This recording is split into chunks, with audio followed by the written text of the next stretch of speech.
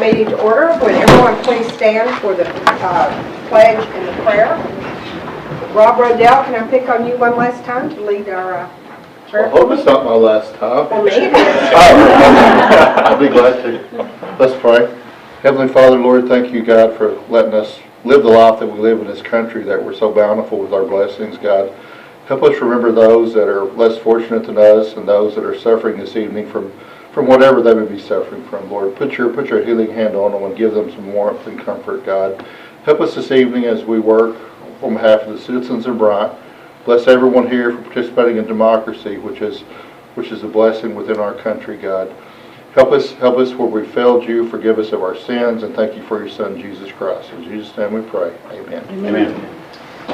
I pledge allegiance to the flag of the United States of America and to the republic for which it stands, one nation, under God, indivisible, with liberty and justice for all. Play ball. Can we please call the roll? Brown. Here. Henson. Martin. Here. Meyer. Here. Mosley. Here. O'Rourke. Here. Permenter. Here. Rodell. Here. We officially have a quorum, and our city attorney, Ashley Clancy, is present, and our city clerk, Mark Smith, is also present. We are now called to order officially, a few minutes after 6. Madam Mayor, I'd like to make a motion Yes, to please. amend the agenda and move item number 15, the approval of Nancy Pruitt, to Water Wastewater Committee, up to number 6 on the agenda, the start of new business. I'll second that. Have a motion and a second to move number 15 up to number 6 on the agenda. All in favor, please say aye. Aye. All opposed, no. The ayes have it, and we will move that up. Okay. Our next item on our agenda is the approval of the minutes. You were sent them under copy, and they were available on the website. Do I have any questions or a motion to approve? Motion approved. Second. Okay. Have a motion and second to approve the minutes from the January 30, 2024 council meeting. All in favor say aye. Aye. All opposed, no. The ayes have it. And we have a second set of minutes to set the, that's supposed to be the February 15th Yes. minutes Right. from the special meeting. Do I have a motion and second to adopt those? Make a motion. Have a Second. motion- Have a motion and second to approve those. All in favor, please say aye. Aye. All opposed, no. The ayes have it, and those have been approved. Okay. I have a proclamation. This is First Responders Week proclamation. Is someone here from the First Responder Organization? If not, I'm going to pick on my first responders in the audience. If they'll join me. There's There's a an group officer that right this is, there, There's an officer right there, man. Yes, that's what I'm doing, I'm getting them. This is something that was requested because this is March 3rd through 8th is First Responders Week, and we appreciate our first responders here in Bryant, all over Swain County. Says, whereas the first responders of Arkansas, including police officers, firefighters, paramedics, and other emergency personnel, selflessly put their lives on the line every day to protect and serve our communities. And whereas these brave individuals exhibit unwavering courage, professionalism, and dedication in the face of danger and adversity. And whereas the sacrifices made by the Arkansas first responders, both on and off duty, deserve recognition and appreciation from the community they serve. And whereas the First Responders Week provides an opportunity for the community to come together and express gratitude for the tireless efforts of these heroes. And whereas the commitment and sacrifice of Arkansas first responders inspire others to serve their communities and make a positive difference. And whereas the service provided by Arkansas first responders are vital in ensuring public safety, emergency response, and disaster management. And whereas Arkansas First Responders Week serves as a reminder to support initiatives that enhance the well-being and resources available to first responders. And whereas the resilience and compassion displayed by Arkansas First Responders in time of crisis exemplify the true spirit of community unity. Whereas the City of Bryant, in conjunction with the State of Arkansas, acknowledged the week of March 3rd through 8th as Arkansas First Responders Week. Now therefore, I, Rhonda Sanders, Mayor of Bryant, Arkansas, do hereby proclaim the week of March 3rd through 8th, 2024 as First Responders Week in the city of Bryant, and I urge all citizens to show their appreciation and support to our first responders as they serve our community. Thank you, guys.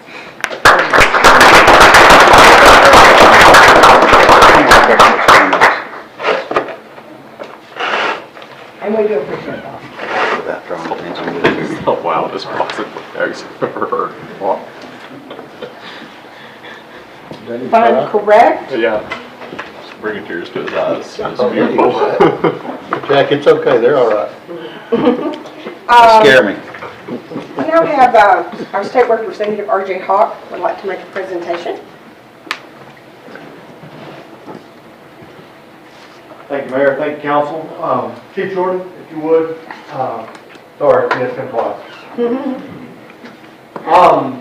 Many of you know that I was on the Bryant City Council, gosh, it's been 6 years ago, when I first got on. And there was a lot of people, Rob Rodell, Butch Higginbotham, that came to me and kind of showed me the way of the world to be a council member. But there was one department head that the first day on the job, he said, if there's anything I can ever do to help you out, learn, it was JP Jordan. And anytime I've ever called JP to ask a question when I was on council, or even now as a legislator, he's been one of the first people to pick up the phone. He never shady buttons me. And he always answers, and he always has an answer. If he doesn't have an answer, he goes and finds that answer. And so somebody told me you were deciding to retire from the city of Bryant. And so I had the legislature do one of the highest honors that a civilian can get. It's a citation from the legislature. And I'll read it for you now. It says, whereas Arkansas is blessed with an abundance of citizens whose life experiences provide wealth and knowledge that serves to guide and influence our state on the road of continual progress. And whereas Mr. J.P. Jordan, Bryant Fire Chief, is one such individual who fearlessly dedicated his time and talents to the Bryant Fire Department and now retires leaving behind an exceptional career. And whereas Mr. Jordan has served Bryant since 2012, during this time he has achieved many accomplishments. He has attained a Class 1 iOS rating that placed the Bryant Fire Department in the top 0.25 of 1% of fire departments in the United States. He helped develop the state-of-the-art training facility for the Bryant firefighters. He was also appointed by Governor Asa Hutchinson to represent the city of Bryant and the state of Arkansas on the Arkansas Fire Protection Service Board. He has grown the department to be one of the best in the state of Arkansas. And whereas the House of Representatives of the 94th General Assembly of the state of Arkansas takes great pride in recognizing Mr. J.P. Jordan for his years of service with the Bryant Fire Department. Now, therefore, pursuant to the motion of Representative R.J. Hawk and Matthew Shepard, Speaker of the House, the Arkansas House of Representatives directs this citation to be presented on the 27th day of February to J.P. Jordan.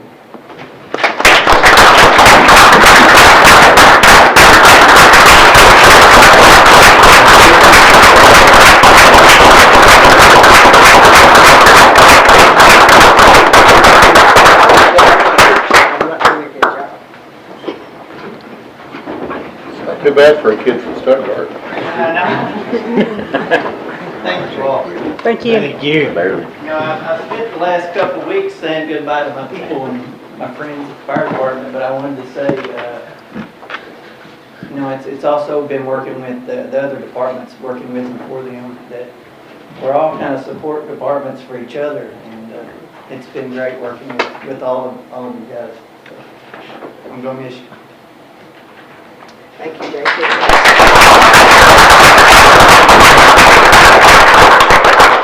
I've noticed a box of Kleenex has appeared up here on the diet. I'm not sure if it's because everyone has a runny nose or if people expected this to be some kind of emotional meeting. I think maybe a little both. So, anyway, the state of the city. I'm truly honored to be able to bring this State of the City report tonight. Even though my mayorship has been non-traditional and limited in time, there are still many things to report and highlight. Bryant has been a growing and thriving city for many years. I am pleased that this has continued even through difficult situations. So I would like to share my thoughts as quickly as possible. Under 4 main headings: collaborating, constructing, connecting, and challenging changes. Collaborating, the City of Bryant has worked diligently over the past year to successfully complete several major projects in collaboration with municipalities in Saline County. Last week, a formal contract was signed between Bryant and 8 other municipalities to move forward with the Saline Regional Water Authority. This effort to identify and develop a Saline County water source has been in the works for nearly 30 years. This past week, it became a true reality. By joining together, we will be able to supply our citizens with a sustainable source of water with stable pricing.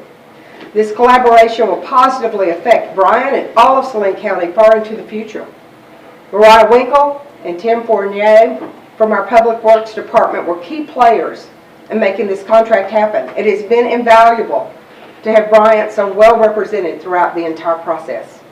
Additionally, this past year, Chief Minden and Chief Jordan worked collaboratively with the Saline County Emergency Communications Center to prepare for and complete a consolidation that is the result of the Arkansas Public Safety Act of 2019, which stated that public safety answering points, PSAPs as we all lovingly call them, were required to consolidate across the state.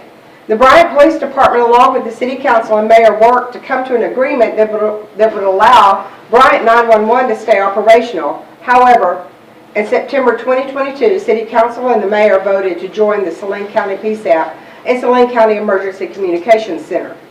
This consolidation will now become effective officially on March 5th, 2024.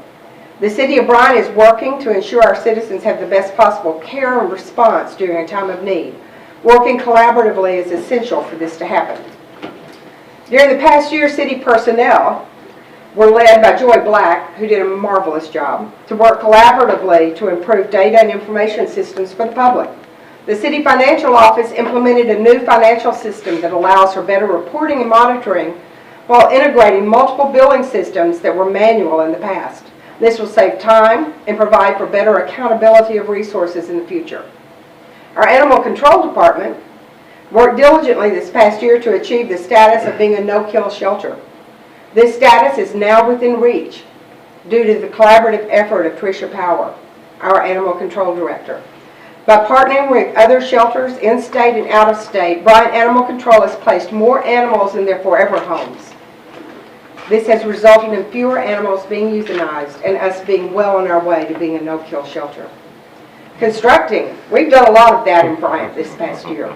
In 2023, Bryant was busy constructing new opportunities for our citizens. The largest project by far has been the Bryant Parkway. The Parkway is on track to be completed by July of 2024. When open, the Parkway will connect the north side of the interstate with the south side of the interstate and will open a corridor all the way to the Saline Regional Airport.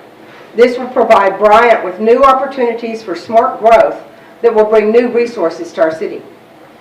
The new tennis and pickleball courts at Mills Park were completed and named the Boswell Courts in 2023 under the direction of Parks Director Treat.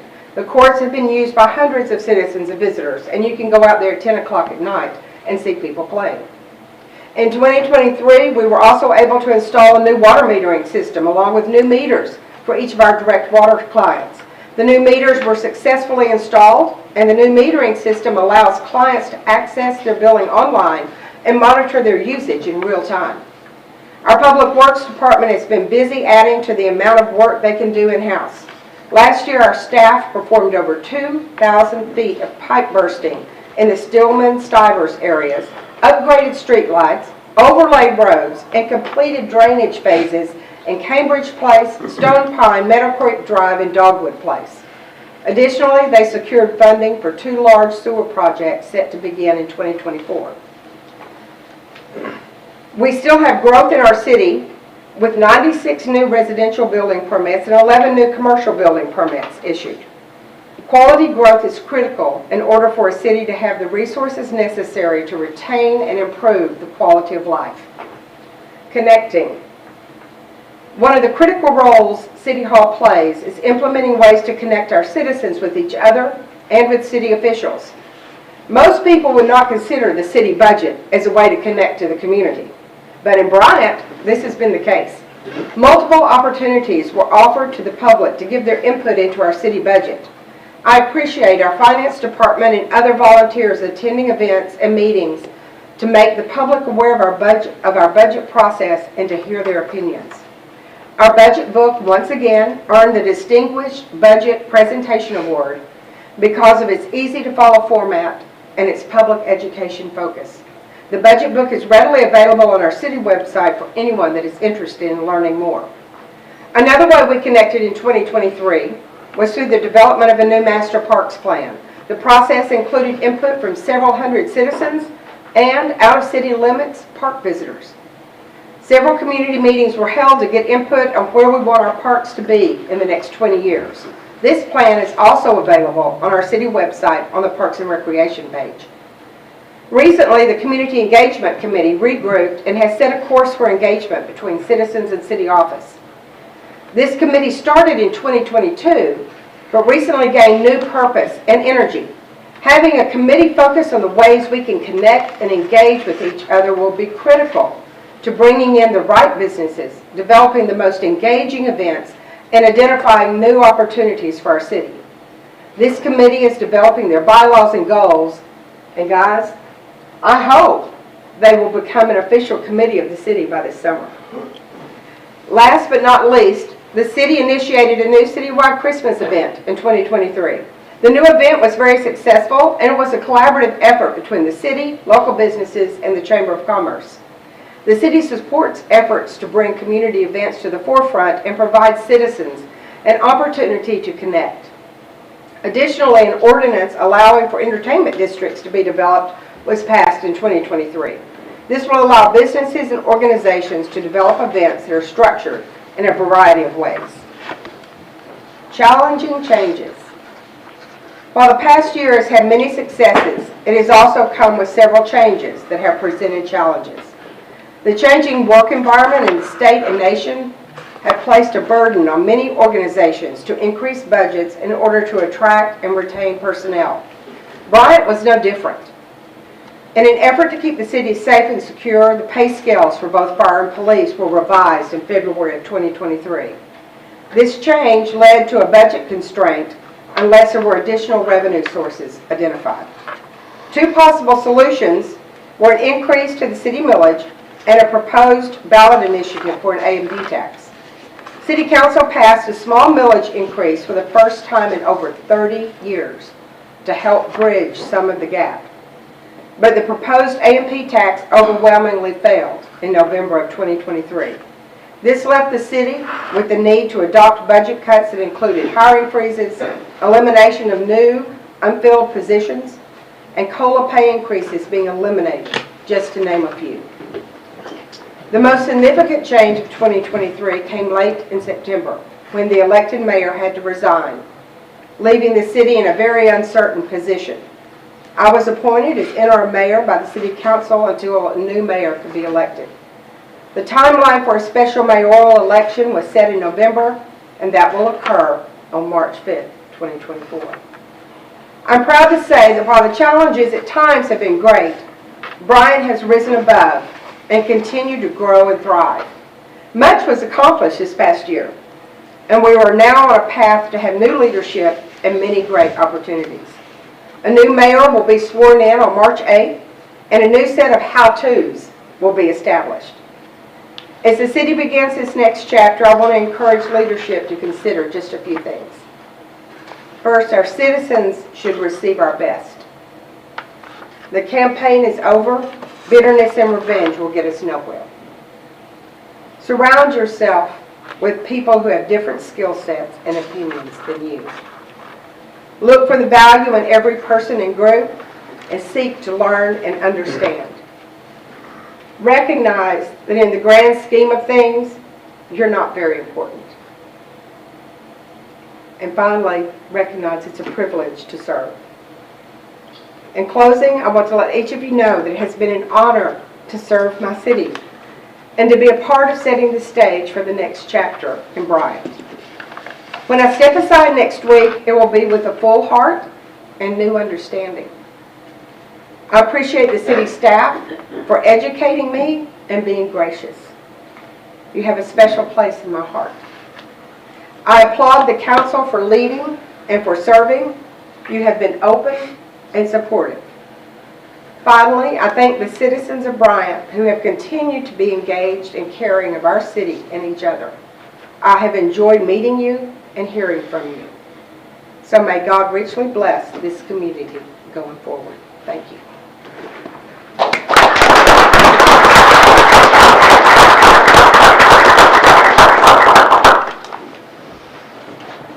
I think the next agenda item is public comment. Is there anyone here who would like to make a public comment? If so, you can come forward. We have a sign-in sheet up front.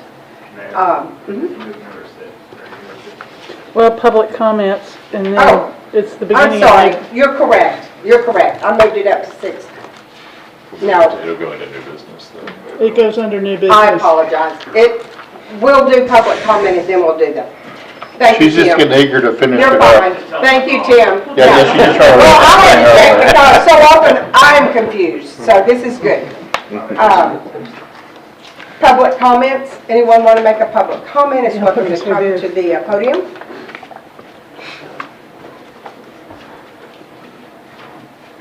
And you can sign in, there's a sign-in sheet, and then you'll be given 3 minutes, and we have a handy-dandy timer. It's fancy. Get us moving up in the world. First class.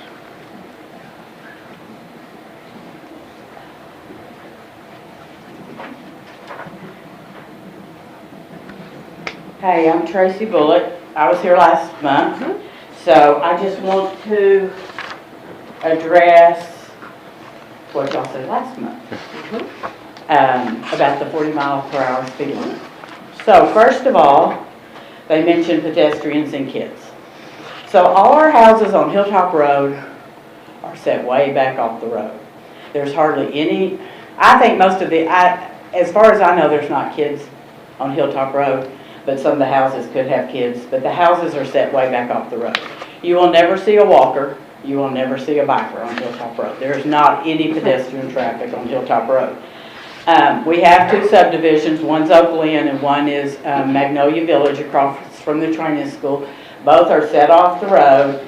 There's kids in the subdivisions, but they play in the subdivisions. You never see them on Hilltop. The students at Parkway, they, so I've lived on this road 50 years. I live at, here's Hilltop, and I live probably right in the middle. I go left, that's right, I go left, you're, whatever, I go both ways all day long. I was there yesterday morning taking my, I taught school for 27 years, so I was there before Lynn was ever there. And I was there yesterday morning, taking my mother home. I take her back and forth. She spends the night with me because she started wandering at night. So I go down Parkway and I take her home. And I was there at the bus stop just yesterday morning. I was the second car. 1 car, 2 cars, that's it. There was no slamming the brakes. There was no screeching. Everybody, even if you don't know the bus stop's there, you have to slow down because you're fixing to hit a roundabout, and we all know that. There is a sign for the bus stop. You could make it bigger. You could highlight it with lights if you wanted to. But I have never seen a kid. Now, I do see the kids in the subdivision with the bus right here. The bus parks cattywampus across the yellow line, and the kid, I've never seen a kid outside the subdivision. And so I've been there coming and going for the past however many years Oak Lynn's there. So as far as kids leaving Parkway, I've never seen a kid walk from Parkway to Oak Lynn, ever. And I remember back in the day, if you lived in Bryant, you had to walk to school because the bus, that's only like a quarter mile from Parkway to the school. But the bus picks them up and takes them back and forth. Now, I still really haven't seen them, but if they want to leave Parkway and walk to King's Crossing, that was mentioned last month, King's Crossing, you can come out of Parkway, there's a huge walkway, you can walk down the walkway, go into King's Crossing, and you never cross the street. But that's not on Hilltop, that's on Parkway, okay? So, I haven't even got started. Yeah, I appreciate it. All right. Sorry. Hi, I'm Kim Suggs, and I live on Lombard, which is off Hilltop. Here, really quick.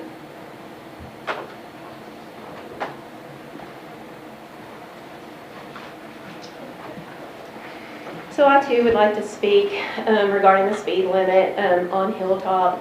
Adding to what Tracy said, I agree, you never see kids on Hilltop. You don't see bikers on Hilltop. There's really no shoulder. So if you're on Hilltop, you would be in the ditch, most likely, which is, there's not really a ditch either. But I can appreciate the concern of the kids on Oak Glen. I have seen kids waiting there at the subdivision for the bus to come. As you are approaching about where you're at there at the opening to Oak Glen, you can see the speed limit sign of 35 as you're approaching that roundabout right there. I could fully understand maybe backing that up a little bit, so as you are approaching that subdivision coming from the west to the east, you start to slow down so that cars are not speeding through there. I travel the road every day, both directions. Lombard's kind of in the middle, so sometimes I go to the east, sometimes I go to the west. And what I've observed is really, the speed limit's not the problem. The problem is the people that are exceeding the speed limit significantly. There are people that are going 50, 60 miles an hour, and there's really a lack of police presence out there after early in the morning. I have started seeing a few cops out early, but the problem that I have encountered is these people that are really going way too fast. And my concern would be too is if we did lower the speed limit to 35, those same people are still going too fast, and now they're going to try and pass people because they're really going slower, and so they're just going to zoom right on past, and that is going to make it even more dangerous than it is already. So most people do seem, I myself have been watching to see what's my normal speed. It is about 40. I don't, tend to go much faster than that. Most people don't either. If I'm behind them, that just seems like the normal speed of what's being traveled. But I do appreciate the kids there at Oak Glen and would support backing up that speed limit to 35 from where it's at today, which is approaching the roundabout. Thank you. Thank you. Hi, I'm Nancy Pruitt, and I live on Stillwater's Lane, which is just a private drive from Lombard. So, and I think just echoing what they've said, I think there is kind of a feeling to reduce that speed limit just because of the increase of housing that is going up, the conditions of the road. That's understandable. I think we all see that yes, 40 seems reasonable through there to reduce it from the 45. And the 40 is congruent with Spring Hill, for parts of Spring Hill, North Lake, even Reynolds. When I was coming tonight, I noticed, there's parts of Reynolds that are 40 miles per hour as well. So I could see where 40 seems kind of reasonable, kind of natural. And if, for safety of the children at that bus stop, if they wanted to bring that 35. When I came tonight, I purposely went by Oak Glen and Oak Manor and the Oaks over there.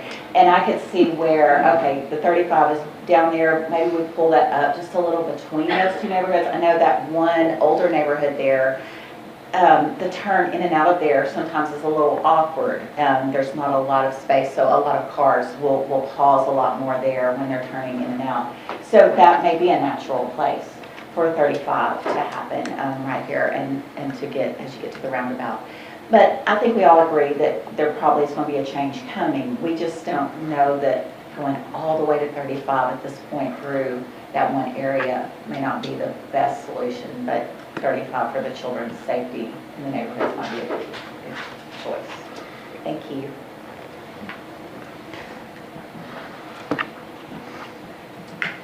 Thank you. Is there anyone else who would like to make a public comment?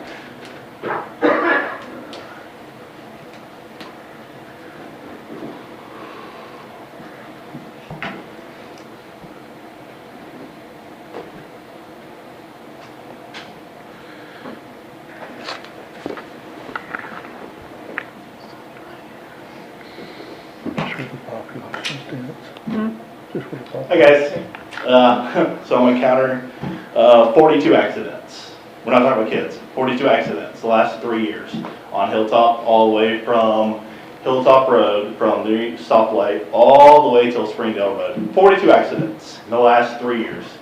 That's how many accidents have been reported by Bryant PD on that road. 42. We're not talking about kids, we're talking about accidents between people that are literally speeding. 42. Just the other day, after complaining about kids nearly being hit in a crosswalk, that I reported to the school resource officer. The school board did send a resource officer to the school, and Jason Brown will contest. I was like thrilled as could be, because Bryan PD sent out 2 different officers, literally sitting in front of the school. From the matter of me hitting the crosswalk or the traffic circle to the school itself, they had 9 different people pulled over, and that's within 7 minutes.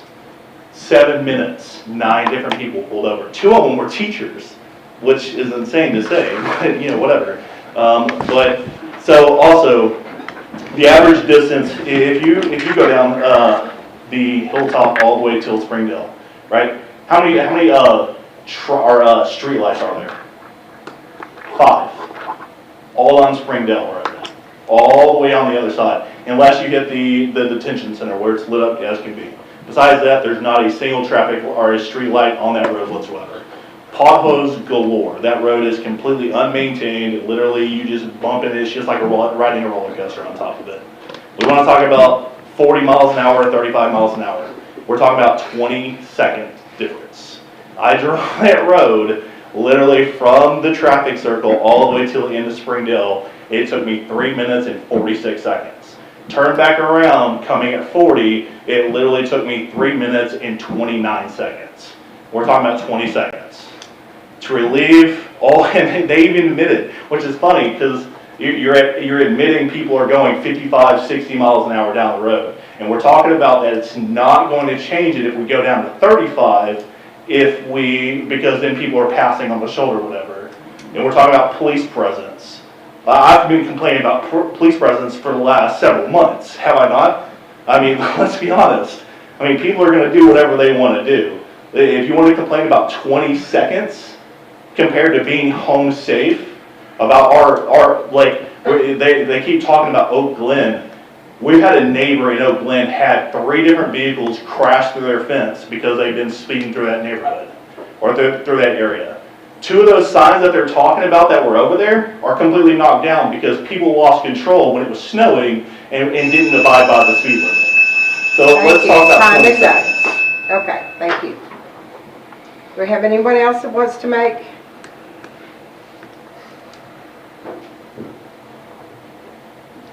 Karen Smart, 6287 Lombard. I would just like to ask about the accidents, those 42 accidents. Were they because of the wobbles in the road, or were they for sure speeding? I'm sorry, I don't have the data Okay, on okay, it, and that's really not a question that I don't think we can answer. Okay, so I'm sorry.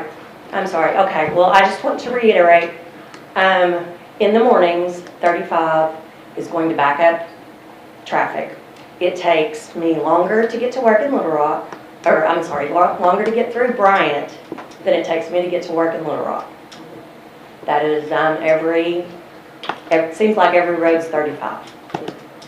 I just think 35 is a little too slow. The road, yes, is bad, but I don't see a big difference in 35 and 40. So, anyway, thank you. Thank you. Thank you.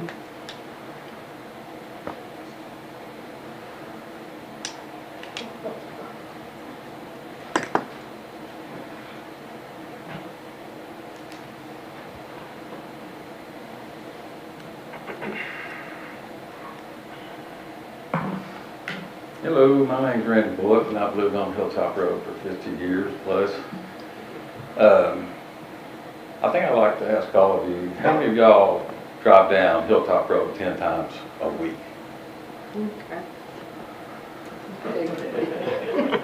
One? So, in other words, none of y'all really know what it's like to drive down Hilltop Road, going 35, 45, whatever the speed limit is. You don't know if it's safe, unsafe, because you don't drive it. Nobody here does, except John and myself. To me, 45 is a reasonable speed.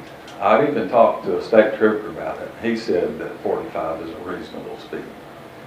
Changing the speed limit, you're just putting It's not even putting a Band-Aid on it, it's pulling the Band-Aid off.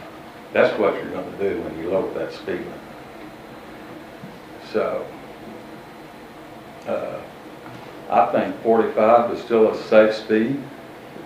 And just the fact if you maybe get some more presence of the law enforcement there, that if you want to slow the people that are driving over 50, and I drive that road a lot, I drive usually 40, 45, and sometimes I do get up to 50. But if I do, you know, Hilltop is a country road. It's still a country road. It's the same as it was when we moved out there 50 years ago. It hasn't changed any. And if you move out here from Little Rock thinking this is Little Rock, you're mistaken. It's not. These are country roads. And until you do something about it, it's still a dangerous road. If you get off that road just a hair, you're in the ditch and you're going to hit a tree. I guarantee you. Because that is going to, you know, when you get off the road. And people ride the center line, it's dangerous there. So that speed limit, I don't care if you're going 35 miles an hour, if you cross that line, that's like hitting something going 70. So changing the speed limit is not going to solve the problem. And every one of you have an opinion on what you think it should be. But until you drive it, you don't know what it should be. Do you? Do you, Wade? You just have an opinion. I drive it. I mean, You don't drive it. not You just told me constantly. you didn't drive it. No, I told you my daughter lived over So, there. until you drive it every day, you cannot determine if 45 is too fast on Hilltop. Thank you. Is there any other public comments?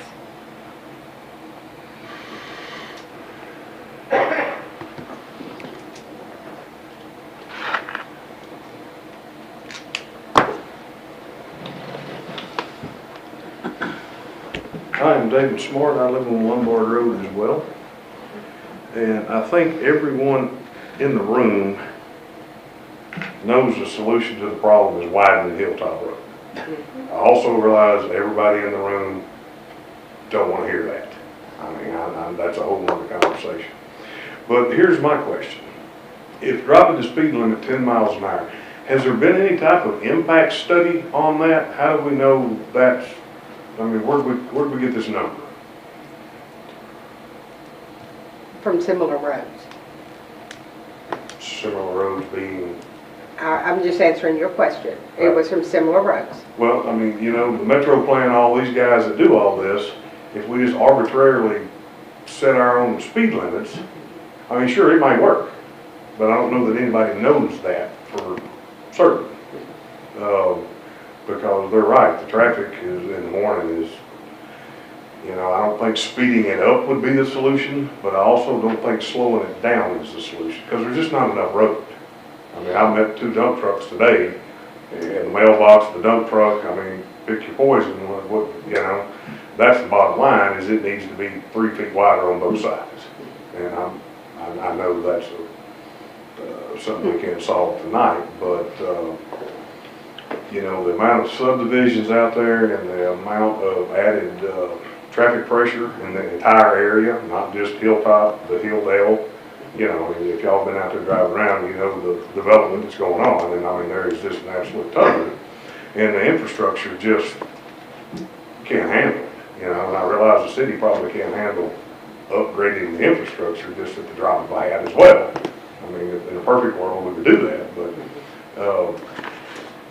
the school traffic up there, because when you get to that roundabout, the traffic slows naturally anyway. I really don't like roundabouts, but that one really works. I mean, I kind of hate to admit that, but it does work. And I don't know, I certainly wouldn't want to see the city add roundabouts on Hilltop, but, you know, maybe that's a potential solution rather than, because Alcoa Road is an absolute nightmare. I try to avoid that just because it's and if you've been to Conway lately, you get that as well. So, I mean, I think y'all need to reconsider dropping the speed limit. Because they're right, the people that are gonna drive 70 are gonna drive 70, you know? And those old people who are driving 35 are gonna drive 35, you know? But I think some improvements really need to be addressed as far as the sinkholes and all the unevenness, because that's invariably, if you hit one of those, you're passing a vehicle. I mean, it just works out timing wise. Every time you get to a bad spot, here comes a dump truck. And, you know, you're thinking, why could this not have been timed a little differently? But anyway, Thank you. Any other public comment? You can come right on. Sign in.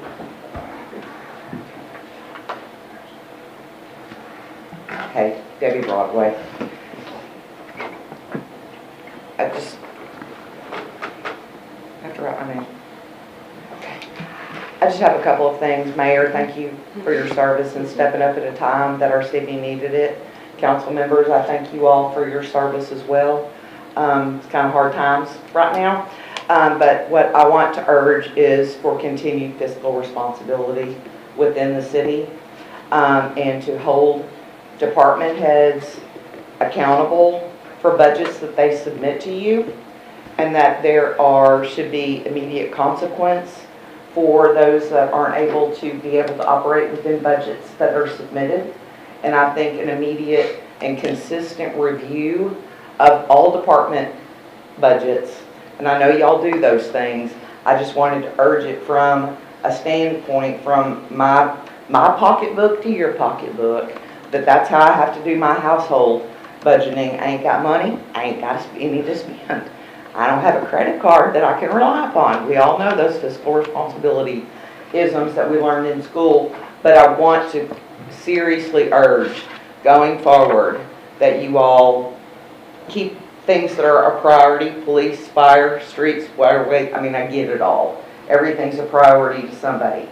But you all have to oversee everything for the city of Bryant, because you represent all in Bryant. So not just your district, but everybody. And I want to thank you for that. And Gabe, for getting that long-term water agreement done, because I got to have water to be alive. So y'all have a great evening. Thank you. Thank you. Is there any other public comment? Okay. Thank you, everyone, for your comments. And I think a little bit, the clock worked out nicely. Thank you, Gordon. I think you did that. Okay, now we are at number 6. We have moved up the presentation of Nancy Pruitt to serve as the Water Sewer Advisory Committee representative for Ward 2. Tim, do you want to introduce her? They're back there. Let me see. Nancy? Don't worry, I got it right here. Council, this is Miss Nancy Pruitt. Mayor and I met with her last week, and she has applied for the Ward 2 open position for the Water Sewer Advisory Committee, and we think she would be a great fit. I make a motion we accept her. Second. Okay, have a motion and a second to accept her. All in favor say aye. Aye. Anyone opposed say no. There you go. Appreciate it. Thank you Thank you, for Nancy, Thank you for for agreeing your to service, serve. Nancy. Appreciate it. Thank you, Tim. That's all Tim had to do. Okay, Joy.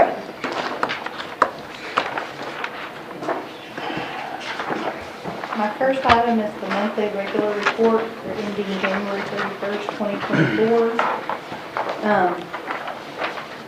We went over this at the finance workshop on February 20th. There were not a lot of changes. The sales tax did come in 18 below our estimates per 1% each. However, for January, it was above last year's January amount. It was just below our forecasted estimated for 2024. If you approve the requested budget adjustments for general fund, it's going to reduce the days in cash by less than 1 day. Note that I did recalculate all the 120 days using the last 6 months of expenses in 2023, and that did drop us down to 147 and 147 in general and 127 in street. But Troy and Street has been very busy. getting a lot of his capital in January, and so I do think that street will bounce back pretty fast. The water cash continues to be critically low, as we're all aware. We're still waiting on our ANRC money and have been. We'll continue to wait. I am asking you guys to let me move some money around at the end of the year to account for that. So that's on the 2023 budget adjustment list. Let's see. I added the new 620 infrastructure fund, and I removed the 167 and 700 funds. I've got added additional support for JP's fire compressor that we talked about, I believe last month a little bit, and also a tips quote for floors and more for the tile at the police department. And like I said in the beginning, if you do approve those, it does take us down by 1 day, but I do think both of them, that would be okay and we should do them. Does anybody have any questions on the report or on any of those items that are attached to my report for additional information? I have a question. So, I don't know what page it is, maybe page 2 of 2, I don't know. The 52,000, what line item did that wind up being? You've listed it here. Yes, hang on, let me find it. 140, 5816. 140, oh, that's stormwater. Stormwater capital fund.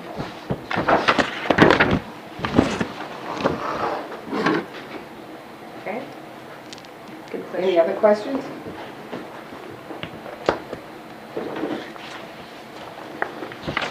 So what is now item number 7 is the monthly financial report that we need to accept. I'll have a motion. I'll make a motion to accept it. Second. Did you say second with that way? Yes, ma'am. Okay. Have a motion and second to approve the monthly financial report. All approve, say aye. Aye. All against, say no. Okay, the ayes have it. You passed that. Do you want to go over the resolution for the budget adjustments? I The can, additional, if did you need anybody, to add to it, or? yeah, did anybody have any questions on that? It's the items that are attached to the department head. Motion to approve is presented. Okay. Second. I have a motion and second to approve as presented. All in favor say aye.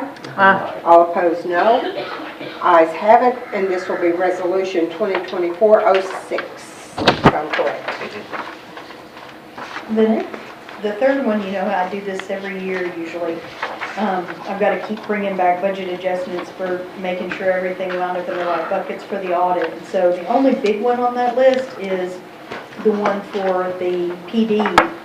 And you guys did approve that actually at the end already of 2022. And that's why I got missed in 2023, because if you remember, we were doing the software conversion. And so, you know, the money's already been spent. I'm just putting in the budget adjustment. You guys approved it. I think I listed the resolution that you approved it on, but we were in the midst of doing the Tyler conversion, and the PO did not get rolled over from 1 year to the next. And those other ones, you know, are those amounts that I talked to you about for water. Did anybody have any questions on the 2023 adjustments? Any questions? I'll entertain a motion. Make the motion. Okay. Second. Okay, I have a motion and second to adopt the resolution approving the budget adjustments for the period beginning January 1, 2023 and ending December 31, 2023. All in favor say aye. Aye. All opposed, no. That will be resolution 2024-07. Okay, that's And I it. think that's Thank it, you. Joy. Thank you. Tricia. Congratulations on the reducing of the page. Reducing 1 page on your reports.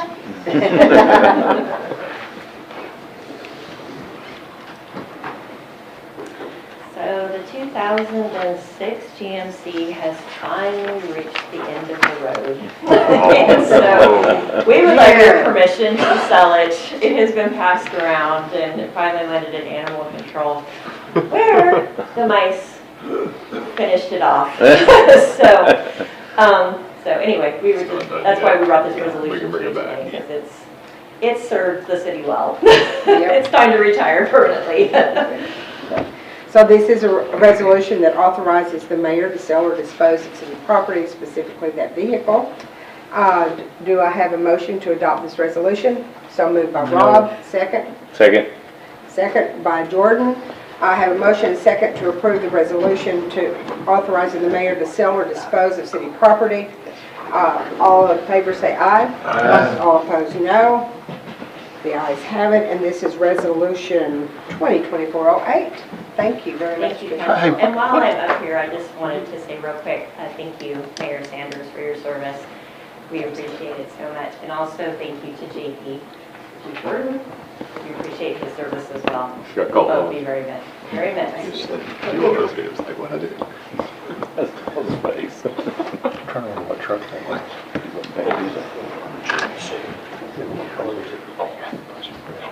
It was one.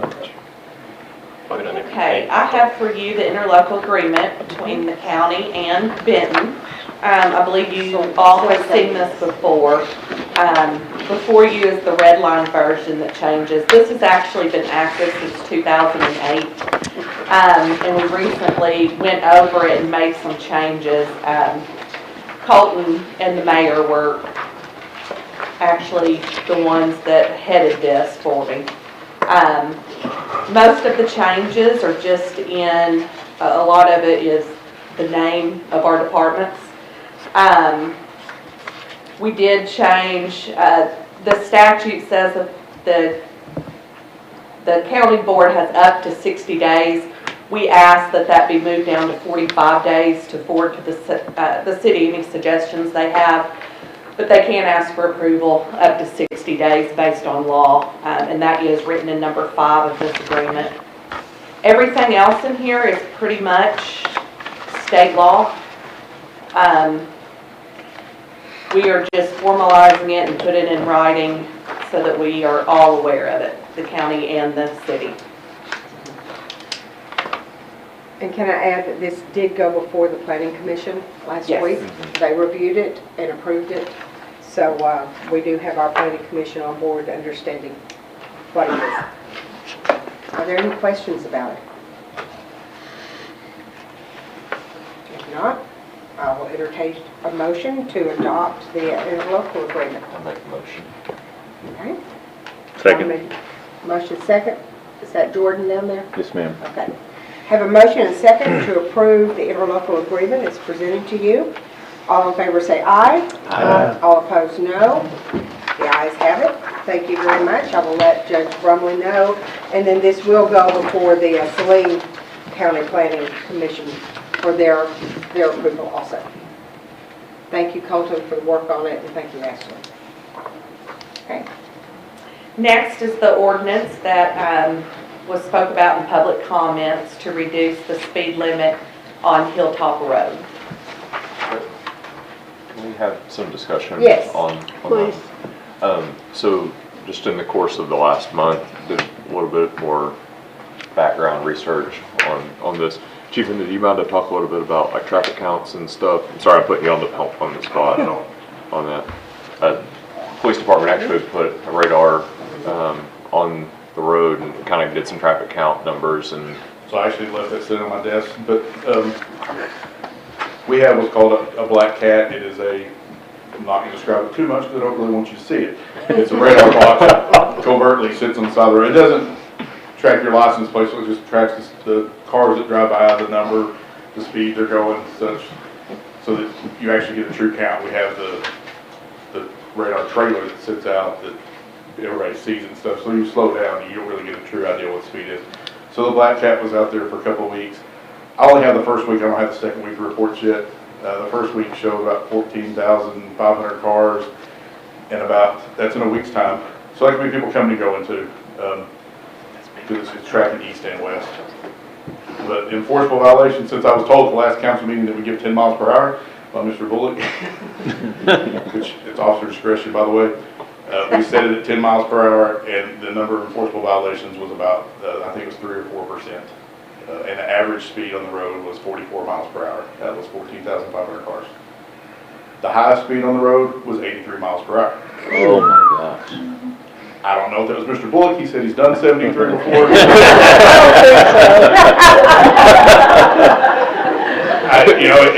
I will tell you that is there's a part of Hilltop that is county too, so you're gonna have ambulances, fire trucks, PD cars, sheriff's office cars, they're not going 83 miles an hour. That's the way fire You have trucks. emergency vehicle traffic, it very likely could have been one of my guys doing 83 miles an hour, going to something over there.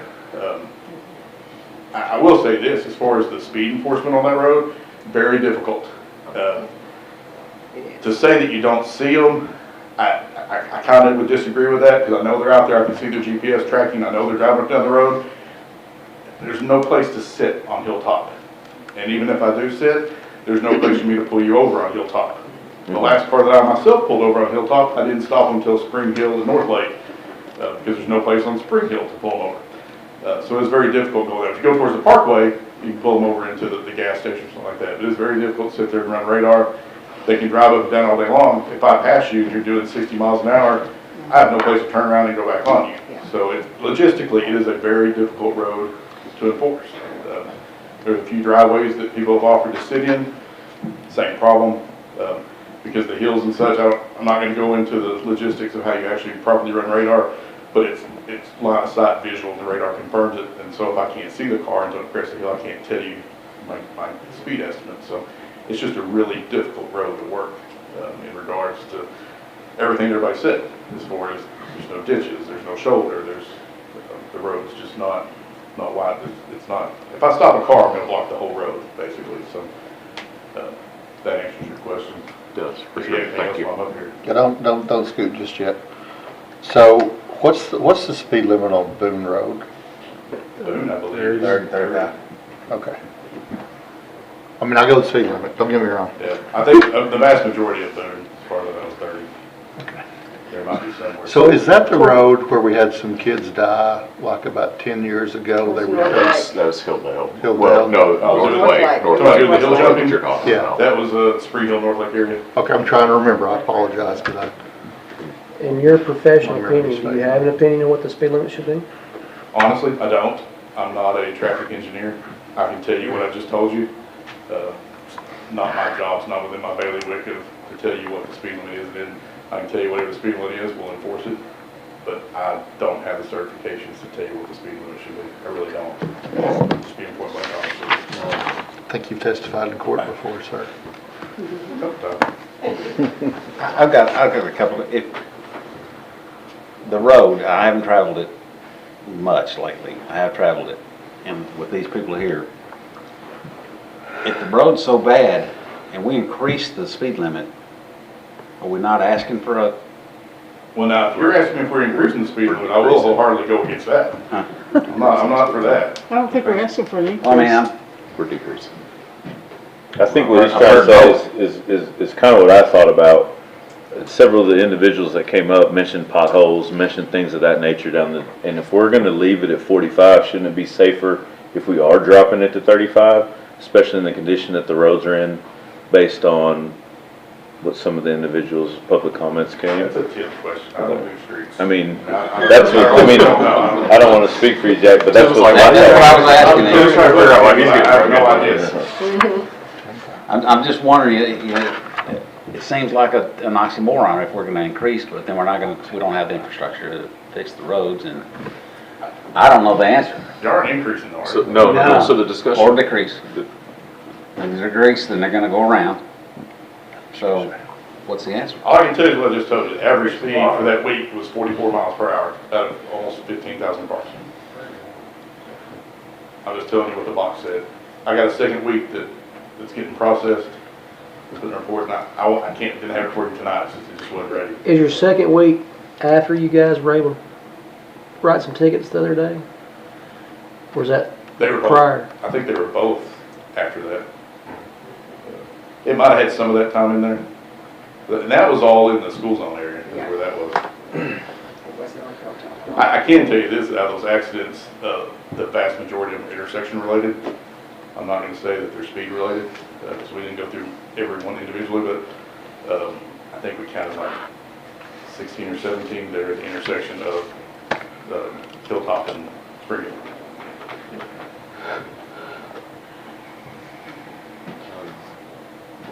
So a lot of that, I'm not saying speed, not saying it's not, it's visibility type thing. So one other thing that, after talking to Chief Minden about the traffic count down Hilltop, I visited with Leonard Speed, who's on the Planning Commission, has history with RDOT, is kind of some of his background, and visited with him about that, and he said that's a whole lot of cars, just to put it in perspective. I mean, it sounds like a lot to me anyways, but he said that's a lot. And he did express that he was going to reach out to some of his contacts at RDOT to see if they could kind of gather some information for us, and they weren't able to provide us with anything. But you know, he tended to be in that same park that lowering that speed made some sense. That 45 seemed excessive for kind of road conditions, and then also for the count, just a general traffic count. So that was some background on that. Thank you. I've not Other driven, questions for- I've not driven them as much as Mr., let's see, Mr. Bullock. However, when this came up, I started driving it occasionally. Told John I was gonna drive it. And I looked at it as the concern is from the public comments and what we've discussed is Oak Glen. The kids, the school, approaching school.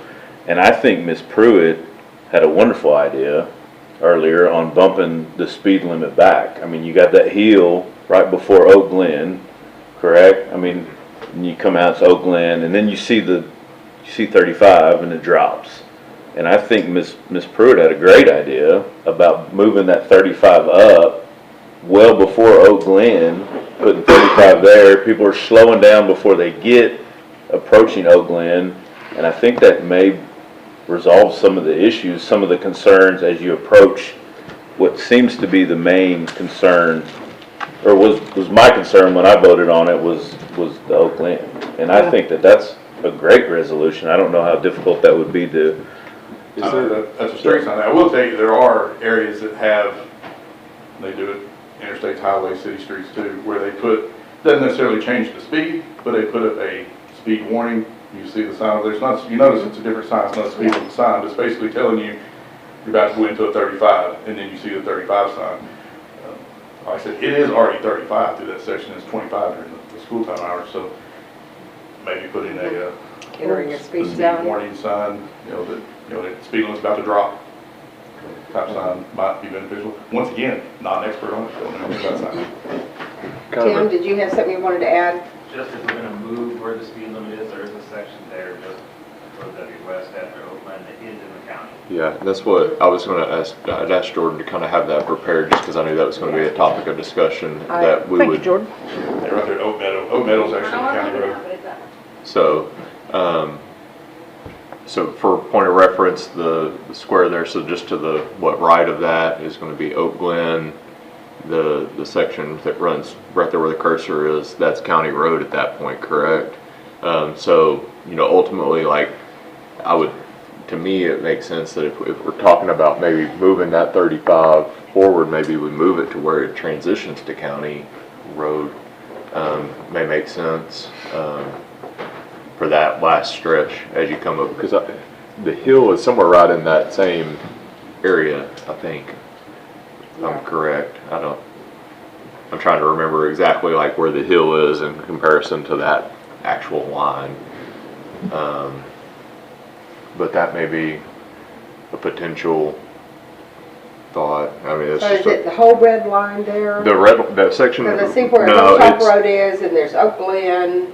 Well, so where it crosses, yes, so it'll start County Road at the cursor there. You want me to point? Maybe easier one, and then it'll be County Road all the way through until just before you get to Lombard. The subdivision there jumps back in. So yeah, County Road there, and then as you move east, or west, I'm sorry, as you move west, it stays County Road all the way up until just before Lombard. The subdivision there goes back into city. Yeah, right there is where it would go back. So you're suggesting possibly Well, so where it, yeah, so the discussion was that if we approach it in that we consider like what we were talking through.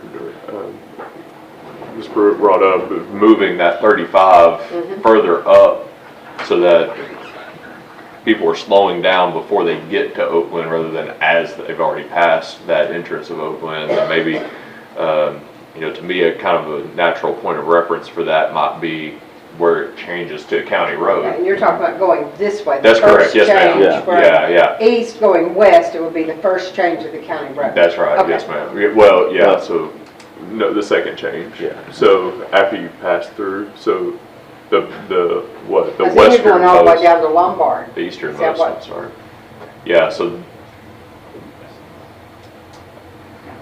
I could go either way with that. I mean, it was, I don't know what part of the county maintains and doesn't. Usually there's signs that tell you. Yeah, county It's not, Jim does the- it's not along there, and Judge Brumley and I have talked about it, and he said whatever we decide to do with the speed limit, they'll adopt it. It's a It's a very small section, small section of road. huh? Mile. I don't know if it's a mile, It's probably half maybe. half or less. Not a huge distance. And then from Lombard to Spring Hill would stay 45? We take the calls over there typically anyway. I was, Because you're saying the county road goes out to Lombard is about where it well, stops. yeah, so it's, I was thinking more along the lines of starting the 35 at the easternmost start of the county road. Okay. Just past Oak Just Meadows? past, yeah. Just past, that was what I was So, saying. That's what I was Okay. thinking. Okay. So if we did That's what I was something- thinking also, but I just wanted to verify. So if you're talking right there, it's already 35 right there. Is it 35 at that point, or is it further down? It's right about, I could be wrong, well, you tell me better, but I believe it's somewhere right around here. That it falls to It's the, 35, because we Yeah, I put thought- it's close, it's right around that area. We put the traffic trailer right about here. Right, Just opposite right. there. And we did it to give them plenty of time Yeah. for when it was 35, where it's dropping down, because we set it for 35. So it's already pretty close on that line. is it? I don't know. Okay. I was thinking it was further up closer to the parkway. I can tell you what, you go to Google Street View and you can tell you right where it is, because it'll show up on there, but Yeah. I don't have it on me right now. But it's, Yeah. Pretty close to that, so but really, if we're thinking we're gonna try to move it further up, we need to move it probably to the No, other. it's in the, that's what you're talking about, Over the like whole- here. Yeah, but then that really just becomes, wherever he put his. who could easily, I mean, of course, at that point, do we have jurisdiction to even do that? We're deputized. Okay. Yeah. Like I I said, mean- we handle the calls over there. Yeah. Judge Brumley has told me they will go with whatever we want. Well, okay, so, but I guess my thought is, are we saying we're gonna change the speed limit in the middle of a county road section? I guess is my question, can we do that? Chief, was yours, the 44 miles an hour, was that set in the 35 mile an hour zone or in the 45 miles an hour? That's, That was in the 45 mile per hour zone. Okay. That's what I figured. It was set right across from Lombard. I just wanted to. Yeah, wanna no, make it sure. was in the 45 zone, wasn't even anywhere near the 35 zone, to be honest. And they're saying that there's a good sign to see when you come up on that hill that says 35. If you're paying attention, it's not hard to see any speed limit sign, to be honest, but I guess if you're I like driving on two wheels, probably not, but So, I think the idea of putting a warning sign, that Yeah. the speed limit drops down, because it really doesn't. You just go from 45 and boom, you see a 35 sign. There's no sign saying, Warning hey, that the it's speed limit's coming. fixing to drop down 10 miles and that per could be hour. that could be put anywhere.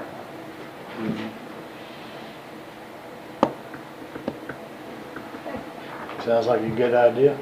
This is your ordinance, our Are you ordinance. finished with me? Probably not. Thank you. Thank you. We appreciate you. Thank you he thought of the black box radar thing and handled it, and I really appreciate it, giving us more information. So, this is the ordinance. If you choose to not change it at all, we just don't get a second on it. You can amend it. I'm not sure that if you want to tell Tim for the street department to put up a warning sign ahead of that 35 mile an hour piece, that has to be done by ordinance. It does? I said it does, I'm saying it doesn't, that's what I'm saying, but I'm not sure that it does, I don't think it does. I don't believe it does, Mayor. So this is, do you want to have further discussion? Still hearing from constituents, they like 40. They I've had people, had two that have reached out that are in favor of the 35, still had the same. Several, a couple reached back out after last council meeting asking for 40. That's what I'm. And out of 15,000 cars, at 44 is the average. That gives you a good idea that 40's good. 40's pretty good. So the process at this point will be that if you wish to amend this ordinance, someone can make a motion to amend it, and we'll vote on the amendment. And then you can go from there to suspend the rules. I'm trying to make sure I'm right, because I'm looking at the minutes, and it shows a motion by Councilmember Martin to change the ordinance to 40 miles an hour, and that was seconded.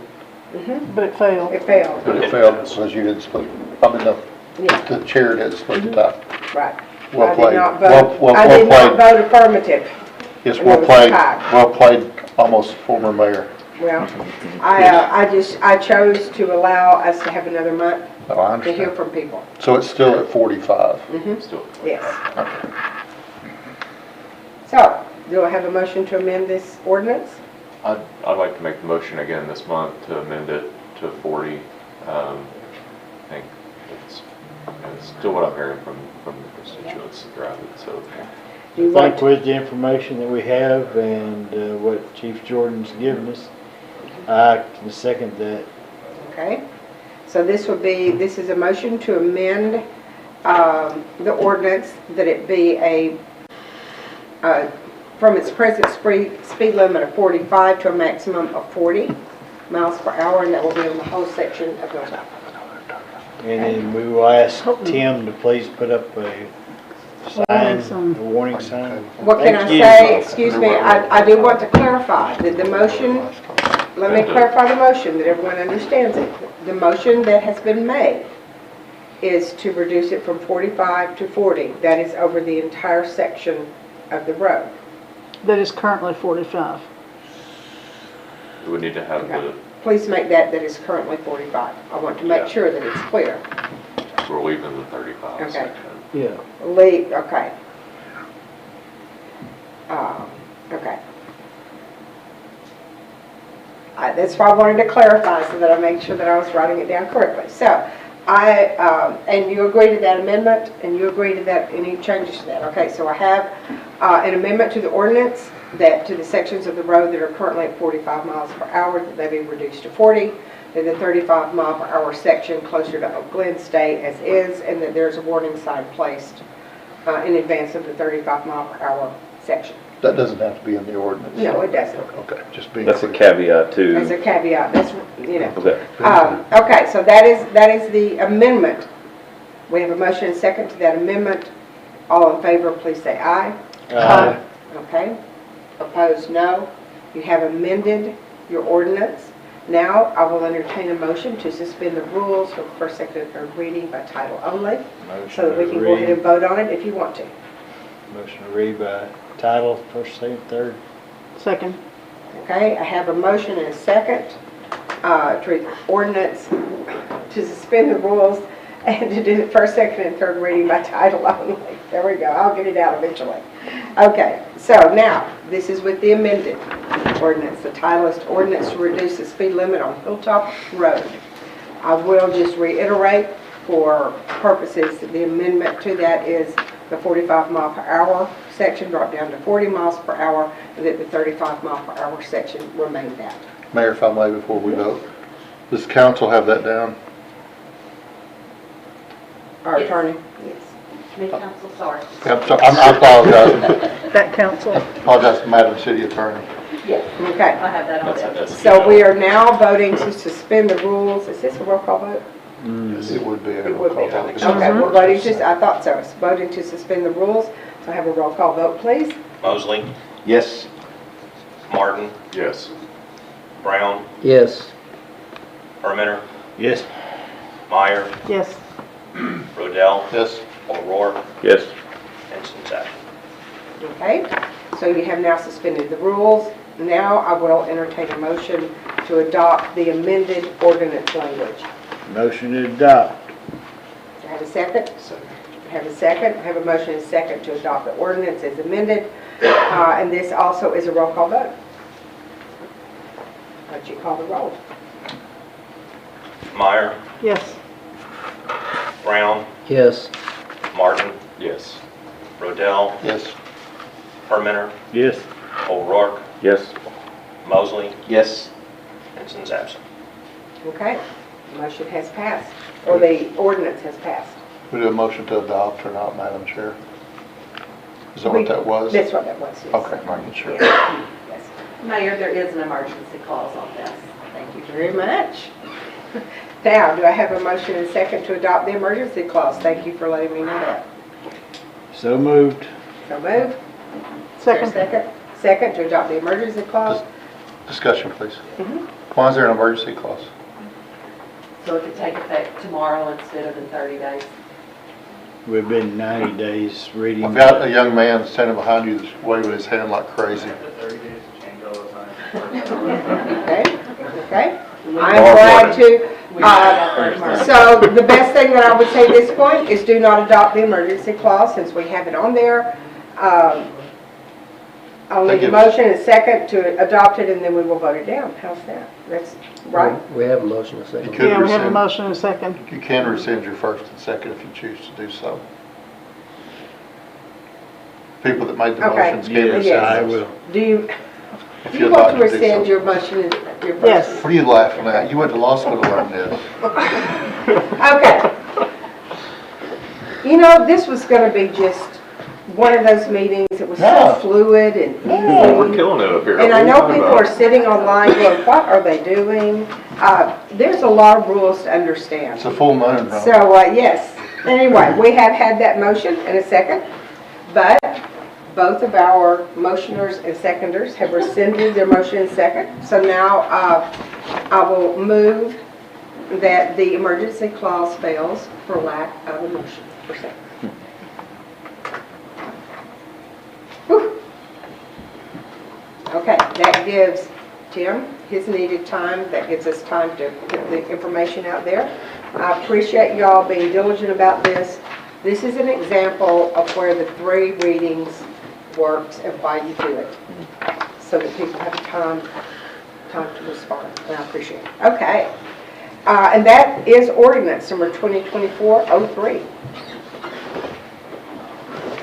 Colton?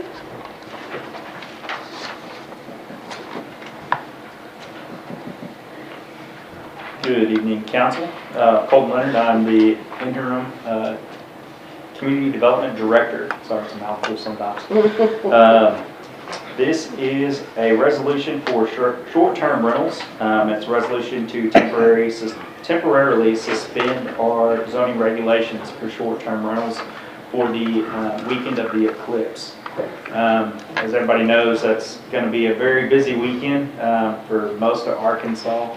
And, you know, space is limited for different hotels and places that you can actually rent here in Bryant. So by allowing this, we allow different people to rent out their properties to allow for more space for increased visitors to come and stay. Have in we our had city. people ask for that? Yes, so we've actually had a few people reach out and have questions about it. Really, they didn't want to have to buy a license and go through the process of doing short-term rental just for one weekend. So this will allow them to go ahead and do that and not have to worry about going through all those steps. The only thing I think for this specific event is we may want to go to April 10th, because traffic could be seriously an issue. You talk to RDOT and all those kind of guys, and if someone doesn't want to leave on Tuesday morning, we can make them leave on Wednesday morning. Yes. That'd be my only suggestion that I see with this. It's gonna rain, everybody's gonna cry about it anyway. That's up to y'all. If you would like to amend this resolution, make it up to the 10th, you can do that. My concern is, I don't like the precedent that it sets. I don't want to get into this, doing temporary permits like this. I don't like what it does. If somebody says, okay, around Christmas time, we want to be able to do that too, are we going to open that door up? I don't like the precedent that it sets. Our citizens we've set a policy in place that's supposed to be followed. I don't believe something like this should qualify for something of that nature. Number one, we're taking income away from our hotels and other businesses if they're sold out or whatever. They're sold out, and Well, you can't bring them. and that's fine, but I don't, we've had some issues with this in the past. That's the reason we set the ordinance and the rules the way we did. I just do not like the idea of doing this way. Okay. I That's agree just with my that opinion. because we've had problems with people not following the rules, and it took a while to catch them and to put a stop to it. So I feel the same way about trying to change it. It is your, whatever your desires are as a council. There are people asking for the ability to do that. I'm sorry, Mayor. There's a process in place, right? Yes. They've got 2 months, right, if they want to do this. We've got a month. Well, they've known about the eclipse Yeah. for a year, Yes. right? And our policy hadn't Yeah. changed, right, Colton? No. Right. Okay. So that's just my opinion, though. I'm not, I guess one question I have, do we have any idea as to how many people this is really going to impact? It's not the eclipse itself, but the number of potential short-term rentals we're talking about? Like, what kind of impact would it have on y'all's department to issue? Well, I just know that with the size department we have now, that there's going to be people that are going to be doing it anyways.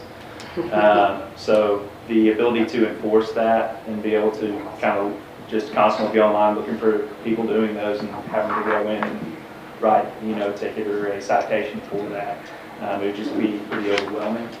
That's why we kind of see it as, a way. I respectfully disagree with Rob. I think it brings numerous individuals to the city that normally wouldn't come to Bryant.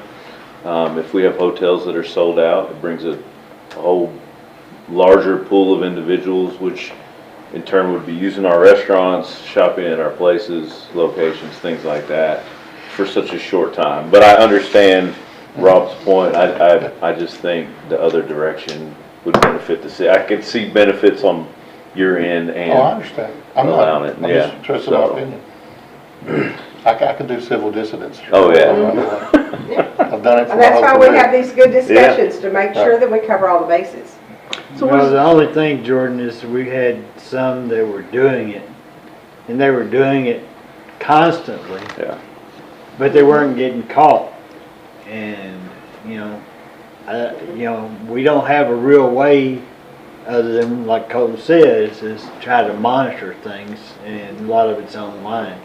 So if you tell them it's okay to let them start doing it again, then you have to do more monitoring to make sure that they don't continue to do it, is my opinion. Right. But Colton mentioned that they might be doing it anyway, regardless of whether we lift this or not Yeah, temporarily. they'll be So, filed for and he permits.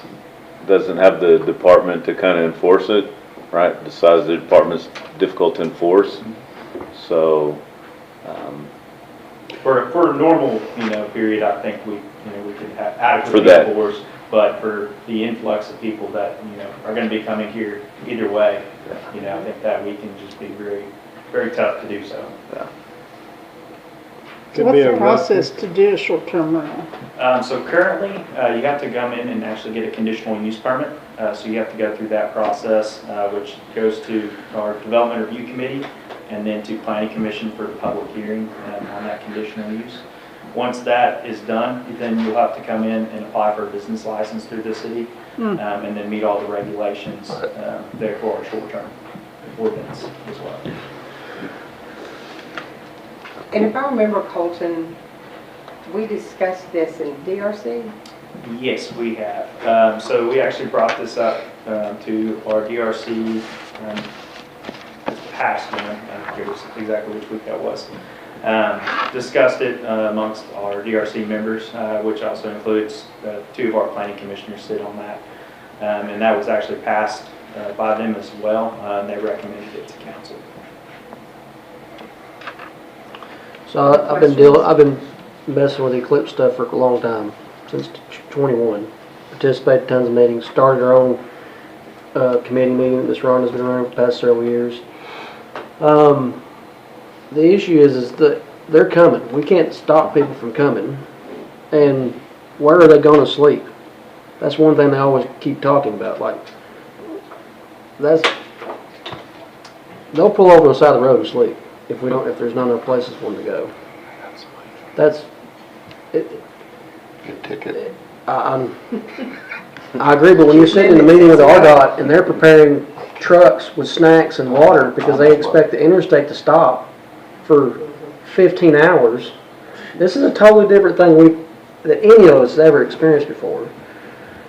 And I don't know what the right answer is on this, but I do know that everything I've called Casper, Wyoming. They had over 1 million people show up at Casper, Wyoming, a town of 50,000 people. They were prepared. They had campgrounds set up for them and stuff like that. We don't have any campgrounds set up for them in Bryant specifically. That's what I'm talking about. So I just think being easier for what Jordan says, creating a place for commerce to increase the sales tax revenue for the city so we can help pay for everybody, all the stuff that we need to do. I don't know why we want to limit and possibly create even more exposure with people sleeping on the side of the road. If they have an avenue of someone wanting to rent their house out. That's just my pea brain.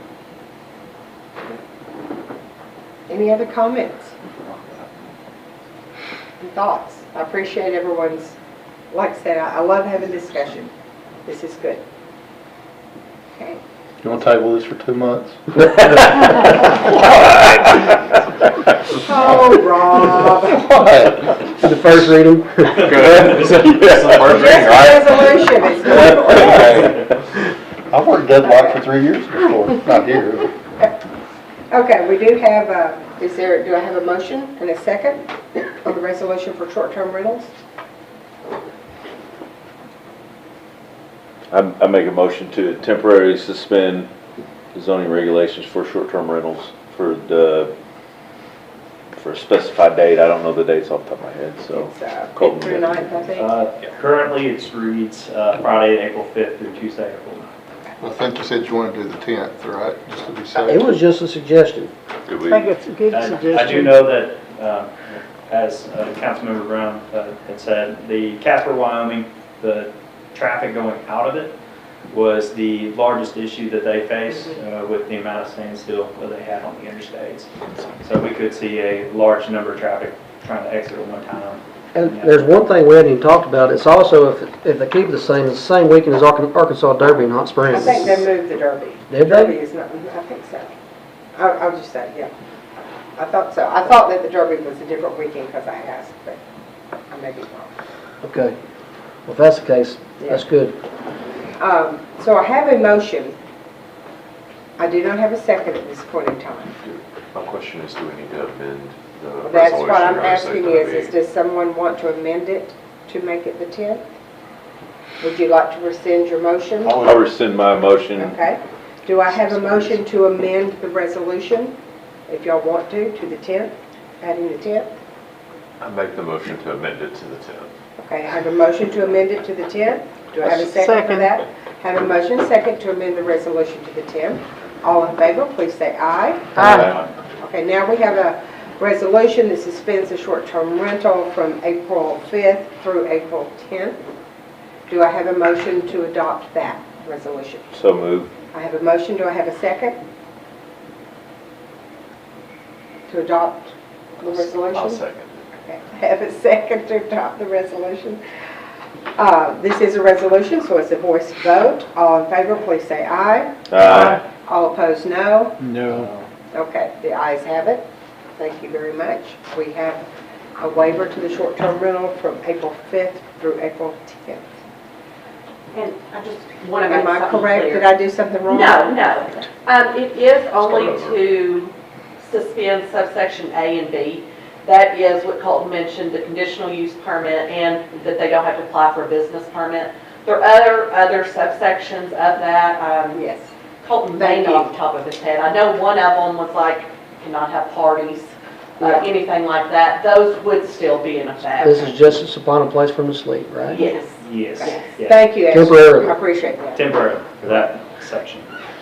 Remember that. I appreciate the discussion very much, appreciate all the help, and we worked our way through these things. Thank you, guys. Okay, Tim? I think next council meeting, we need to move Tim's stuff to the front. That way Yeah, he didn't have to go Tim last. says he kind of, You know, it's going last? Well, sometimes he does, he says. I won't tell you what he says. We know. Tim, it's your turn. So this is an update to the needs adjustment policy, and this comes recommended from Water Sewer Advisory. What you have in front of you is what is recommended. Under eligibility for adjustments, we didn't have a year listed, it didn't say calendar year, it didn't say fiscal year, it just said a year. So if you got one in February and then the next year, February, so we wanted to limit it to fiscal year. It helps the staff keep track of things and also gets rid of the confusion. So our fiscal year is the same as county. Any questions on that? There's one more change in the back. Under adjustment, the original one just says during a month of the leak. Doesn't identify when. We were 30 days behind, or we were getting, when they had just discovered the leak and they weren't getting the high bill yet. So this is just creating to being the highest percent. Any questions on that? And there is an emergency on this because we do have a meeting in a week, so we would want to make sure this is for. I make a motion, we suspend the rules and read by title only, first, second, and third reading. Okay, Second. I have a second to suspend the rules and read by first, second, first. I know. Reading by title only. Yeah. I got that. There we go. Okay, and that is a voice vote. Can you call the roll, please?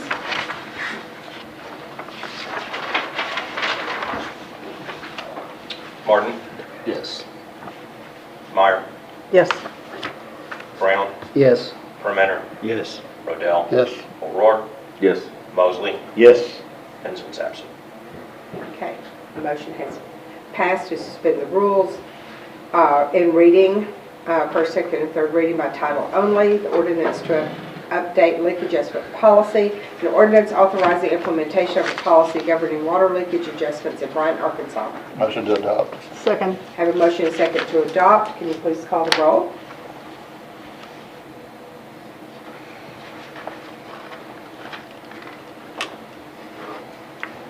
Permenter, Yes.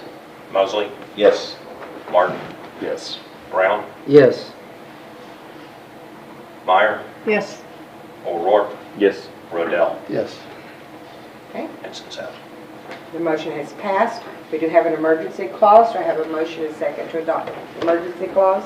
Motion to adopt. Motion to adopt, second. Have a motion and second to adopt. This also is a roll call vote. Mosley, Yes. Martin, Yes. Meyer, Yes. Rodell, Yes. Permenter, Yes. O'Rourke, Yes. Brown, Yes. Henson's absent. Okay, and I think this is ordinance 04.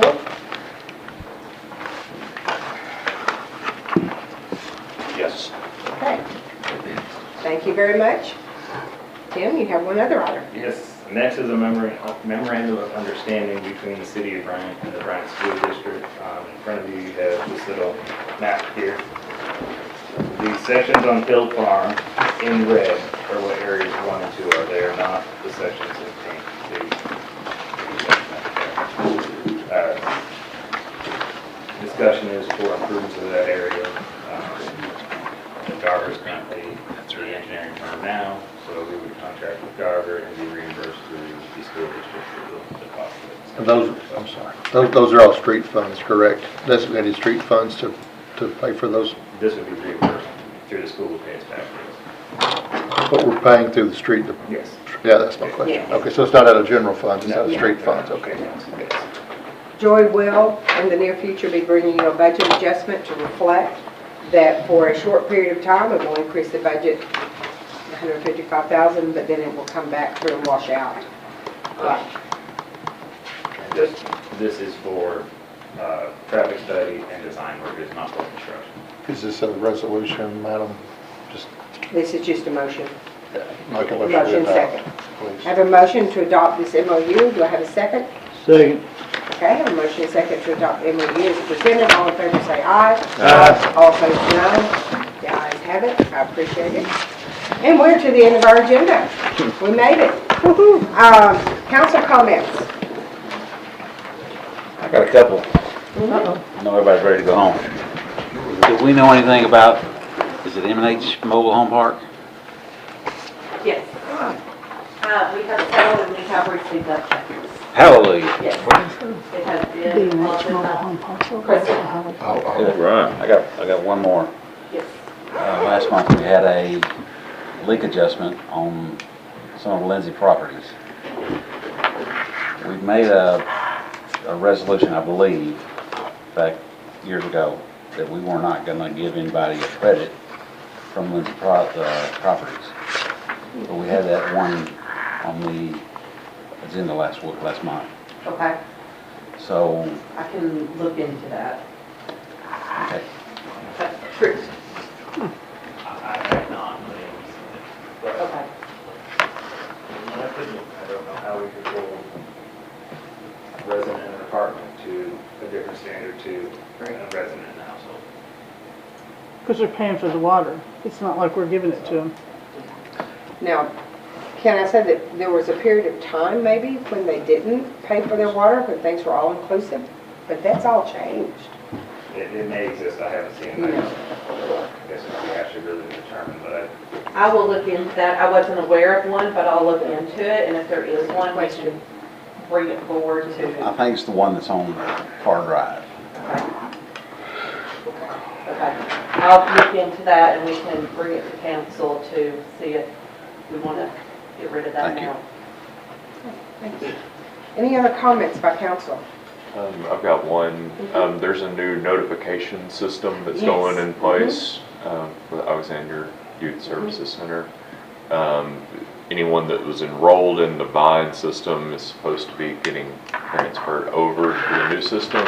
But I'd like to ask council and everyone to kind of get some word out on that. You text to number 77295, the acronym AJAC, AJATC, which I can send a graphic if It works anyone's really interested. good. And yeah, I did it and I immediately got a notification that I've been added to that list, so.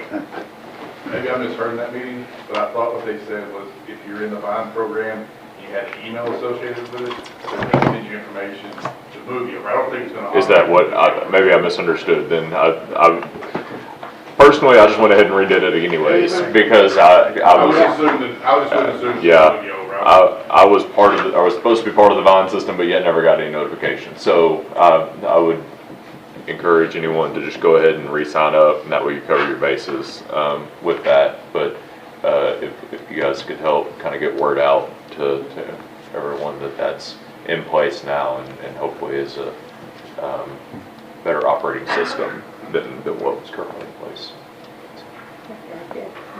Ron, I want to thank you for your willingness to step in and do what you've done the last few months.